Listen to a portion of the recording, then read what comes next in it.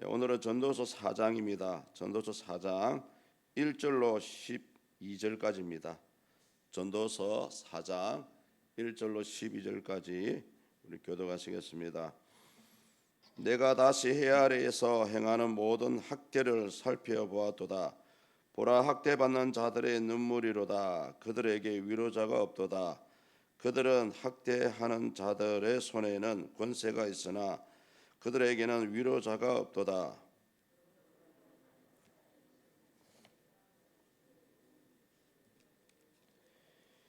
이 둘보다도 아직 출생하지 아니하여 해 아래서 행하는 악한 일을 보지 못한 자가 더 복되다 하였노라.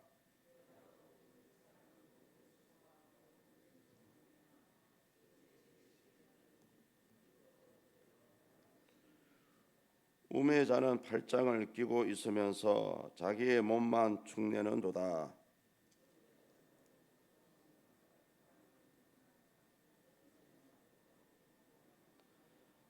내가 또다시 해 아래서 헛된 것을 보았도다.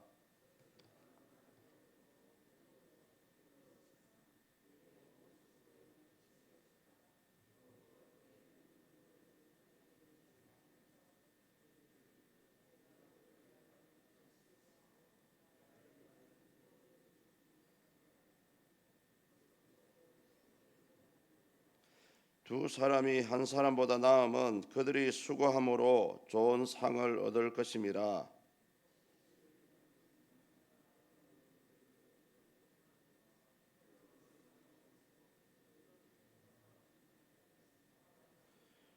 또 두 사람이 함께 누우면 따뜻하거니와 한 사람이면 어찌 따뜻하랴.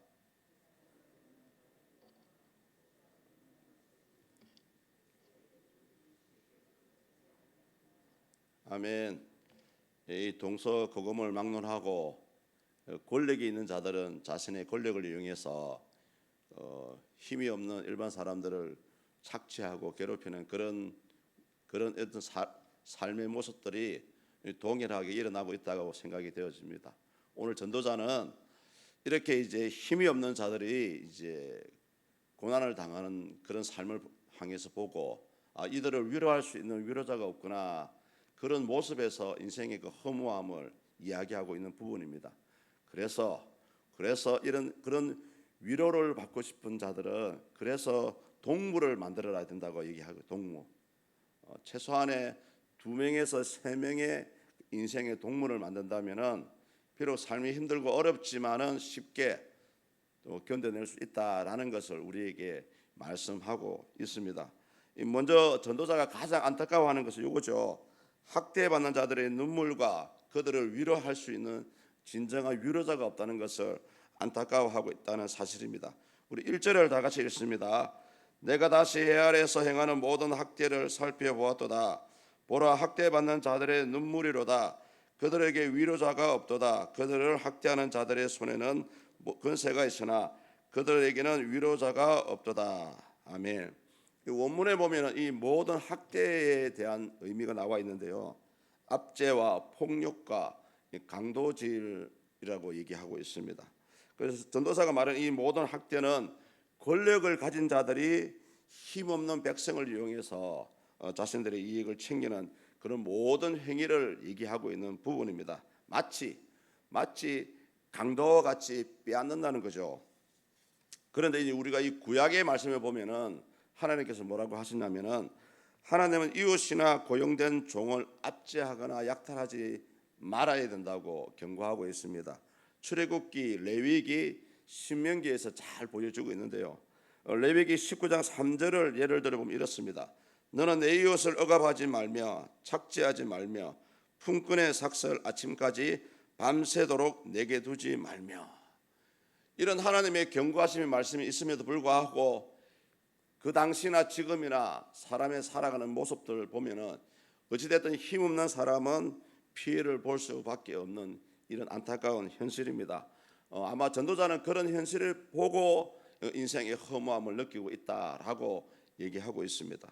또 한 가지는 뭐냐면은 그런 냉혹한 현실이기 때문에 힘이 없는 자는 그래서 최소한의 2명의 동물을 사귀어야 된다고, 그 방향을 제시해주고 있죠. 우리 11절과 12절 한번 읽어보시겠습니다. 또 두 사람이 함께 누우면 따뜻하거니와 한 사람이면 어찌 따뜻하랴. 한 사람이면 패하겠거니와 두 사람이면 마실 수 있나니 세겹줄은 쉽게 끊어지지 아니하느니라. 아멘. 당시 팔레스타인 지방은 밤만 되면 굉장히 추운 지방입니다. 낮에는 엄청 덥고요, 밤에는 엄청 추워요. 그래서 이 가난한 사람들의 집에는 그 추위를 건들 수 있는 환경이 되어 있지 않았습니다. 그래서 이 식구들끼리 그 추위를 건들기 위해서 서로 부둥켜 안고 그렇게 잠을 자고 그런 추위를 견뎠다고 얘기합니다. 특히 이 12절의 말씀을 보시면은 어떤 외부의 침략자가 있을 때에 그런 외부의 압력을 견디기 위해서는 최소한의 두 사람이 힘을 합쳐야 된다고 얘기합니다. 그리고 한 사람 더, 세 사람이 있다면 완벽하게 외부의 그 어떤 도전과 그런 핍박에서 견뎌낼 수 있다라고 얘기하죠. 이 세겹줄에 대한 속담은 당시 이스라엘이나 주변 나라에 널리 퍼져 있는 내용입니다. 세겹줄을 밧줄을 꼬아서 사용을 하게 되면은 아주 튼튼하게 웬만한 충격에도 끊어지지 않는다라고 얘기를 합니다. 자, 그래서 우리는 이 세겹줄에 대해서 이 아침에 한번 생각을 해봐야 되는데요. 저와 여러분들의 이 신앙이 한번 적용을 해보겠습니다. 여러분 기도를 하시려거든 혼자 하지 마시고요. 최소한의 3명이 팀을 만들어서 기도를 하면 좋습니다. 성경에도 나와 있지 않습니까? 두세 사람 모인 자리에 내가 너희와 함께 한다는 그런 우리 예수님의 말씀도 있지 않습니까? 세 사람이 함께 기도하면은 엄청 좋아요. 그러니까 세 사람끼리 서로의 기도의 제목을 공유를 합니다. 그리고 이 세 사람이 원팀이 되어서 항상 기도할 때마다 같이 모이는 거예요. 그래서 서로를 위해서 기도해 주는 거죠. 그리고 기도하는데 기도가 응답이 될 때까지 계속 그 기도만 해주는 겁니다. 그리고 문제는 뭐냐면은 혼자 기도 생활을 하다 보면은 때로는 낙심이 되고요, 실망이 돼서 기도를 안 하는 경우가 많아요. 대부분의 사람은 그렇습니다. 그래서 세 사람이 팀이 되면은 한 사람이 낙오가 될 때에 두 사람이 이 사람을 설득을 할 수가 있겠죠. 네가 빠지면 안 된다. 그러면 무조건 나와서 기도하자. 그래서 여러분 혹시 기도의 제목이 있거나 작정 기도를 하시거나 나는 기도하고 싶어라고 생각하시는 분들은 세 사람이 팀을 만들어서 기도 생활을 하시면 됩니다. 또 이 세급절의 원리가 어디 있냐면은 우리 교회 생활 안에 있어요.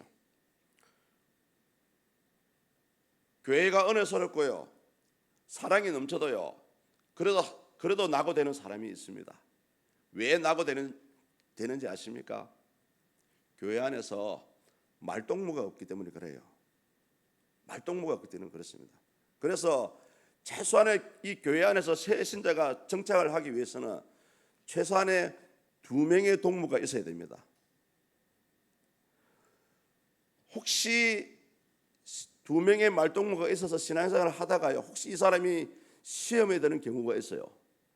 그럴 때에 이 2명의 동무가 말동무가 되고 위로가 되고 진짜 누구 못지않는 친구 관계가 되면은 이것 때문이라도 절대 교회 안 나갑니다. 그래서 이 세겹줄의 원리가 이렇게 중요해요. 오늘 전도자는 이 학대받는 자들을 위로해 줄 사람이 없다라는 그 인생의 허무함에 대해서 얘기하는데요. 여러분 이게 현실입니다. 어쩔 수 없어요. 동서고금을 막론하고 권력이 있는 자들은 일반 힘없는 백성들을 이용하려고 합니다. 이런 냉혹한 현실을 이기기 위해서는 여러분 최소한 여러분 삶 가운데 친한 동무, 믿음의 동무 두 사람을 만들어갈 수 있기를 축복합니다. 특히 전도자는 계속해서 허무하다 얘기하지만 사실은요, 인생의 위로자가 없기 때문에 결국은 우리가 하나님을 믿어야 된다는 것을 얘기하고 싶은 거예요. 성도님들, 여러분의 삶을 살아가다가 의지하는 거 많죠.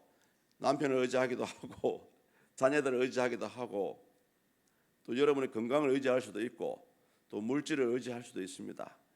그렇지만 눈에 보이는 것들은 한계가 있습니다. 우리의 삶에 살아갈 때에 여러분의 위로자가 되시고요, 여러분의 어려움을 해결해 줄 수 있는 분이 바로 우리 하나님이십니다. 그리고 우리 교회 안에서 여러분들이 믿음의 선배로서 믿음의 연약한 자들을 돌아보는 위로자가 될 수 있기를 축복합니다. 여러분 혼자 잘 묵고 잘 살지 마시고요, 연약하고 힘없는 자를 돌아볼 수 있기를 축복합니다. 그래서 인생의 여정 가운데 믿음의 동무 두 사람 이상을 만들어서 이렇게 만들어 가다 보면은 우리 서문교회도 나중에는 빈자리가 없이 가득 찰 줄 믿습니다. 여러분 힘이 들고 어려울 때마다 함께 기도할 동무를 만들어 가시고요, 또 교회 공동체 안에서 함께 고민을 나눌 수 있는, 마음에 있는 것을 나눌 수 있는 신실한 믿음의 자매, 믿음의 형제를 만들어 갈 수 있기를 축복합니다. 기도하시겠습니다. 하나님 감사합니다. 오늘 이 아침에 전도자는 힘없는 자들이 박해를 받고 학대를 받는 그런 모습을 통해서 위로자가 없다는 것을 한탄하고 있습니다. 그리고 그런 어려운 삶을 이겨나가기 위해서는 세귑줄과 같이 믿음의 신실한 동물을 만들어갈 것을 우리에게 교훈하고 있습니다. 하나님 이 아침에도 우리 서문의 공동체를 축복하시고 이 새벽에 나와서 기도하시는 우리 성도님들을 축복하셔서 하나님 이들이 연약한 자를 돌아볼 수 있는 위로자가 될 수 있도록 역사하여 주시옵소서. 또 교회 공동체 안에서 두세 사람의 믿음의 협력자를 만들어가게 하셔서 이 하나님의 교회가 든든히 서갈 수 있도록 축복하시고 역사하여 주시옵소서.